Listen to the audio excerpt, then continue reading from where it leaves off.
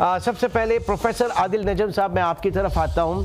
IMF का 23वां programme, ऐसा नहीं है कि ये हम कोई पहली दफा इस प्रोग्राम में जा रहे हैं, 23वीं बार हम उस प्रोग्राम में जा रहे हैं और हर बार जो IMF ने हमसे तकाजा किया कि आप अपना फाइनेंशियल डिसिप्लिन लेकर आएं, अपनी मईशत को डॉक्यूमेंट करें, सब्सिडीज से परहेज करें, अपना मुआशी क़िबला दुरुस्त करें, और 23 साल यानी 23 प्रोग्राम तक हम ऐसी चीज़ें ना कर सके। नतीजतन आज हम ये इस प्रोग्राम में एक बार फिर मौजूद हैं। प्रोग्राम को जो बीच में रोका गया, डॉलर को मसनूई तौर से डार साहब ने रोकने की कोशिश की, फिर उनसे पहले खान साहब की हुकूमत, और वहाँ पर उन्होंने जो ऑयल प्राइसेस में कमी की, बिजली के रेट्स में कमी की और सियासी समझौताबाजी की हमारे ख़ास इक़्तिसादी मामलात के ऊपर, इश्यूज़ के ऊपर।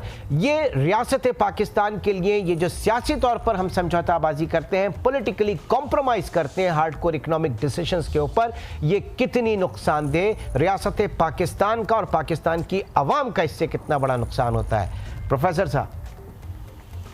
यार बहुत बड़ा सा लंबा सा आपसे सवाल पूछ लिया, काश मेरे पास इस किस्म के सवालों का जवाब होता। नहीं है, लेकिन दो गुजारिशात की इजाज़त दीजिए आपके सवाल के लिहाज से।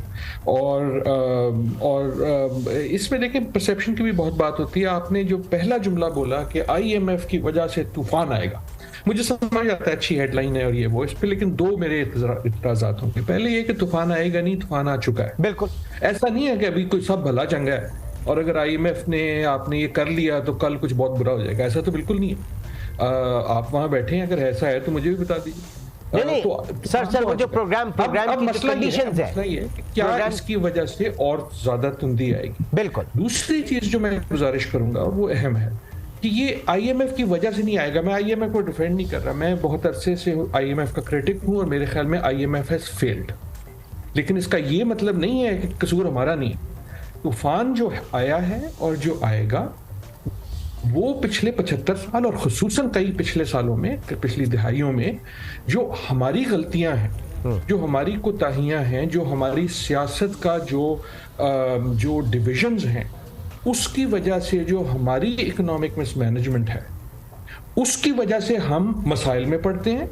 उन मसाइल की वजह से हम IMF के पास जाते हैं, जो एज आई सेड मेरे व्यू में एक इनफेक्टिव इदारा है ग्लोबली।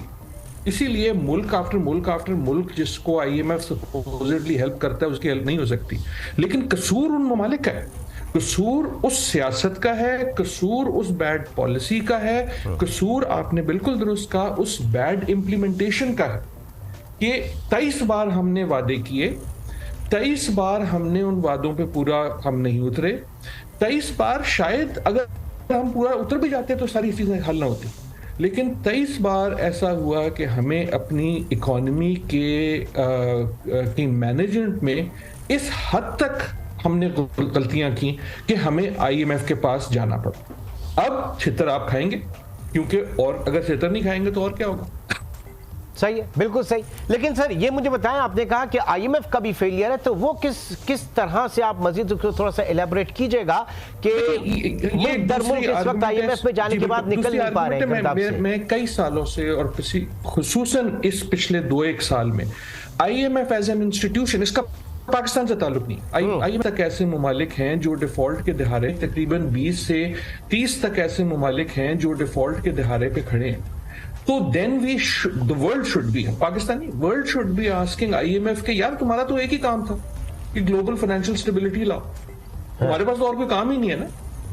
IMF तो इसलिए बनाया गया था कि IMF जो है वो ग्लोबल स्टेबिलिटी लाएगा, ममालिक को एक तरह से एक सेफ्टी नेट देगा, उनको इस किस्म से उनके साथ वर्क करेगा कि इन मसाइल से निकले।